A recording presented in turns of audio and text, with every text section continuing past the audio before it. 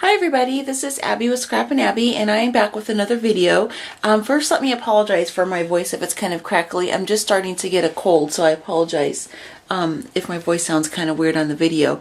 I was one of the lucky 20 participants for the May Arts Spring Release Craft Challenge, and if what you did is you submitted your idea to Bethany, and if she liked it, you were one of the lucky participants.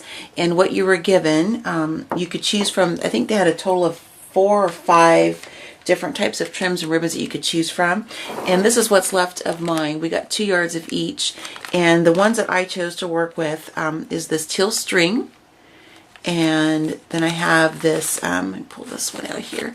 This is their fuchsia ruched ruffle, and it's really, all of these trims are so fun to work with to make flowers. They a couple of them have some, edging on it where you get some wire and you can form them to make flower shapes. And then this is the this is the white eyelet trim right here. And then what I have poking out the top here, because I cut it apart to use it for the project, there's a big piece of it right here. This is their natural burlap, and it has a wire edge on it, so it makes it really fun to use to form for flowers. So this is what I have left from my 2 yards of each of the trims that I selected. And then my idea submitted to Bethany was to create a paper flower, kind of like a spring bucket of flowers using the trims, and then also some paper from the Basic Grey Lily Kate collection is what I selected for the base of the large flowers. I have 4 large flowers here, and they're double-sided, because I always do the fronts and the backs, because I have a couple of these out on my desk at work, and I like to have it when it's sitting like this, that you're seeing something pretty, as well as the people coming into the room, they can see the front side. So I'll go over the back in just a moment. The tin I used is just a front floral bucket tin that I had left over from my wedding. I had about 20 or so of these with some hydrangeas in them, so I kept them so I could use them for some crafting projects. And as you can see around the perimeter of the tin, I wrapped some of that natural burlap, and I used some of the ruched ruffle. And what I did is I intentionally frayed the bottom of the burlap. I'll hold my hand so you can kind of see that, because I like how that looks, where it looks kind of like it's just been kind of, messed with a little bit. It's kind of that distressed kind of look. So that was intentional. And then I made a little flower down here with some of that eyelet trim. And then I took a natural wood button, and all the buttons actually on all the flowers, fronts and back, are from Maya Row. They're natural wood buttons. And what I did is I took some of that teal cording, teal string, I apologize, I keep saying cording, that teal string, and I wrapped it around the button, and then I topped it off with one of the strands from this burlap that I had left over from when I peeled this apart, and that's what I made for the tie in the center. And then I just have some fabric in the middle here just to kind of fill up the base of the floral bucket. And then I'll go ahead and go through each of the flowers with you. And I'm going to use my little pointer today. I feel like I'm a school teacher or something, because I just want to point in the detail. So each of the base of the flowers is made from the cardstock from the Basic Grey Lily Kate collection. And then I just pulled some, what I did is I took my pack of ribbon when I got it from Bethany, and I just walked over to my paper stacks, and I just pulled out papers I thought would work really well with what we were given. And so this is actually a flower I made from some crepe paper. I'll kind of come close so you can see it. And then again I used another one of the wood buttons, and then I ran some more of the burlap strip through, and then some of that teal string, and I intentionally frayed it out because I like how it kind of has that shabby look to it. And then the next one, the biggest one, this again is some more of the cardstock, and then I made a large crepe paper flower, and that's from Mona Me Gabby. And then this is another one of the flowers I made, similar to the one on the front here, but it's a little bit bigger. And this was again with that eyelet, the white eyelet trim, and then another wood button, and then I ran some more of that teal string through, and then again frayed the ends because I just like that kind of shabby look. And then the one back here, cardstock, and then this is another cardstock flower, but I took some more of that teal string, and then it's kind of outlined that flower shape that I hand cut. All the flowers on here, by the way, the paper flowers are ones I hand cut. I didn't use a Cricut or any type of a die or anything.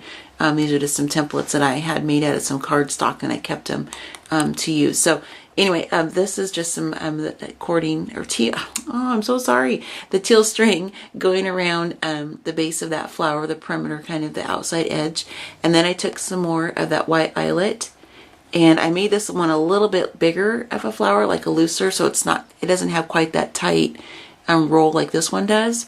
And then I took some burlap. This one I did run through my Vagabond through the Tattered Florals dye from Tim Holtz. And then I just put some matte medium over it so the ends wouldn't fray off, because I didn't want the ends to fray like I intentionally did on the bottom of these ribbon pieces here. And then another wood button, and then I have some more of the eyelet, white eyelet trimmed to top that button off. And then this one here is probably my favorite flower. This is, again, the cardstock. And then I took some of that burlap, the natural burlap, and because it has that wire edging on there, you can form this and to make a flower. So it almost like cups this white, almost cups this flower I made from the fuchsia ruched ruffle, which I love. This was so fun because when I put it down on my adhesive dot and I was forming it, I took it in my hand and kind of crumpled it like this, and it held its shape and kind of made that where it gives it some dimension. So it looks like it's cupping this, and I think that's really pretty. And then another one of the buttons, and then some more of the white eyelet. And that's the front of all the flowers, and I'll flip it around so you can see the back. And the back side, again, is just what I did on the backs of all the flowers is I used some tattered Angel's Mist on the back because these papers weren't double-sided. Typically I use double-sided paper when I make these paper flowers, but I really liked the fronts of this collection. Again, just some more of the crepe paper flowers you can see here and here. And then I took, again, some of that teal string wrapped around that button, and then used some white eyelet, and then some more of the burlap, the strips from the burlap. And then here, some more strips of the burlap, and then I made another flower on the back side using, again, just a not quite as, I think about a 1/2 inch width is what I did. Is I cut a strip of the burlap as it comes in the roll, and I cut it like this one, probably like right about from here up, and then so I could make a smaller flower was the purpose of that. And then made and you can bend it because that wire edge, I think, is just so pretty. And then this other one, I'll try to peek in here on the side so you can see. This, again, I made another flower with the ruched ruffle button, again, some more of the eyelet trim. And this one kind of peeking on the side. I'll turn it actually so you can see it a little bit better. This was made with, here, I'll turn that flower. This is, again, backside, some more cardstock. And then what I did is I took that teal string and looped it behind this button, and then added some more of the burlap so you can kind of see that in there. I think it's just such a fun look for this. And then what I did on the between the layers is I took some white tulle, and I just kind of put that in between the layers. That way you wouldn't see the wood dowels that I used for the stems, for my version of the stems of the flowers. And then I have just a cute little, sweet little butterfly in the back. And then I just wrapped, again, as I mentioned before, the natural burlap with that ruched ruffle around the perimeter of the bucket. I think it's just so pretty. So this is my project for the May Art Spring Release Challenge. It's my spring bucket of flowers, and I'll kind of show you them again. They kind of turn because I was turning that one so I could show you the back, but there they are again. This was a really fun project to create, and I'm going to be putting this on my desk at work as well.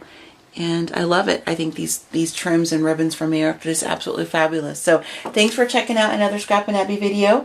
And I will be doing a blog post once I submit this to Bethany first.